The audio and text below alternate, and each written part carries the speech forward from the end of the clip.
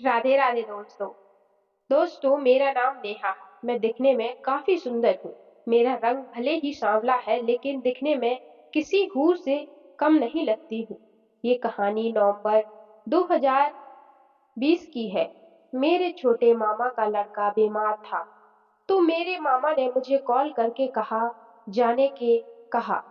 मेरे मामा का घर हमारे घर से 20 किलोमीटर दूर है। मैं वहां चला गया। जाते ही मैंने सबसे पहले मामा के लड़के को दवाई दिलाई और उसे लेटने के लिए कह दिया। मेरी दो मामी हैं और मेरे दोनों मामा विदेश में रहते हैं। मैं आपको मेरी मामी के बारे में बताता हूँ। वे दिखने में बहुत सुंदर हैं। घर पर मैं मामी और उनका बेटा व बेटी ही थे। सब सामान चल रहा था। हमने रात में जल्दी खाना खा लिया था। आपको तो पता ही है कि गांव में सब जल्दी खाना आदि खाकर सो जाते हैं और सुबह जल्दी ही उठ जाते हैं। मैं खाना खाकर टीवी देख रहा था, तब तक मामा ने दोनों बच्चों सो गए थे। कुछ देर बाद मामी ने मुझसे सोने के लिए कहा। हम सब जमीन पर बिस्तर लगाकर सो रहे थे। उस रात मैं उनके पास सो गया। एक कोने में मैं था, मेरे पास उनका लड़का, फिर मामी और उनकी लड़की। हम सब सो गए। करीब 1:30 बजे उनके लड़के ने मुझे नींद में लात मारी, जिससे मेरी नींद खुल गई। मैं फिर से लेट गया, लेकिन जब उनके बेटे ने मुझे फिर से लात मारी तो मैंने मम्मी को उठाया और लात मारने वाली बात कही। वे अपने बेटे को दूसरी तरफ करके सो गई। तब मेरी बच खुची नींद भी गायब हो गई थी, क्योंकि अब मेरे बगल में मामी सोई थी, जिन्होंने मेरी तरफ पीट कर रखी थी और उनका बुस्ट मुझे साफ दिखाई दे रहा था। थोड़ी देर बाद मुझसे रहा नहीं गया तो मैंने धीरे से उसे छू लिया।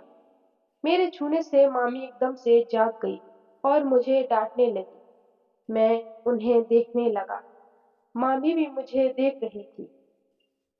हमारी आंखों मिल रही थी। फिर अचानक से मैंने उन्हें हक कर लिया। उस समय मुझे कुछ नहीं समझ आ रहा था। तब तक मामी ने मुझे जोर से धक्का दिया और मुझसे दूर हो गई। फिर अंत में मामी ने कहा, मैं तुम्हारे मम्मी डैडी को बता दूंगी। यह सुनकर अब मेरी फट गई और मैं मामी से माफी मांगने लगा कि मुझे माफ कर दो। फिर मामी ने कुछ नहीं बोला और मैं कमरे से बाहर आ गया। उस रात मैं बाहर ही सोया और मुझे डर लग रहा था कि कहीं वह सुबह सबको बता ना दे। जब सुबह हुई तो मैं काफी लेट उठा। तब तक मेरी नानी भी वहां आ चुकी थी। मेरी नानी मेरे बड़े मामा के घर रहती है। मुझे डर लग रहा था कि कहीं मेरी मामी ने मेरी नानी को सब कुछ बता तो नहीं दिया। लेकिन जब मेरी नानी से मेरी बात हुई तो मुझे लगा उन्होंने ऐसा कुछ नहीं बताया। तब मामी घर की सफाई कर रही थी। उसी दिन मामी का कॉल आ गया और मैं घर चला गया। कुछ दिनों बाद मुझे फिर मामा के घर पर कुछ काम निकल आया था, इसीलिए मैं वहां गया। जब मैं वहां पर शाम को पहुंचा तो सीधा छोटे मामा के घर गया। मैंने मामी को नमस्ते कहा और सामान रख कर अंदर जाकर बैठ गया और मैं बच्चों के साथ टीवी देखने लगा। मामी मेरे लिए चाय बनाकर लेकर आ गई। उस समय सर्दियों का मौसम था, इसीलिए मैंने कम्बल ओढ़ रखा था। मामी को किसी का कॉल आया हुआ था। वे मुझसे बातें करती हुई मेरे पास आकर बैठ गई और मामी मेरी तरफ देखकर मुस्कुरा रही थी और फोन पर बात कर रही थी। फिर वे किचन में गईं। मैं भी उनके पीछे आ गया।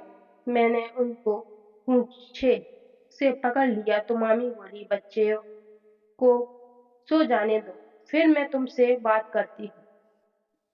मैंने भी उनकी बात मान ली और कमरे में जाकर टीवी देखने लगा। जब सब बच्चे सो गए तो मैं और मामी दूसरे कमरे में चले गए। इस बार उनके चेहरे पर एक अलग मुस्कुराहट थी। जब हम दूसरे कमरे में गए तो मैंने मामी से पूछा कि मामी क्या हुआ? इस बार आप कैसे मान गई? तो उन्होंने कहा कि तेरे मामा को विदेश गए 1 साल से ऊपर हो गया है और इतने समय से मैं अकेली हूँ।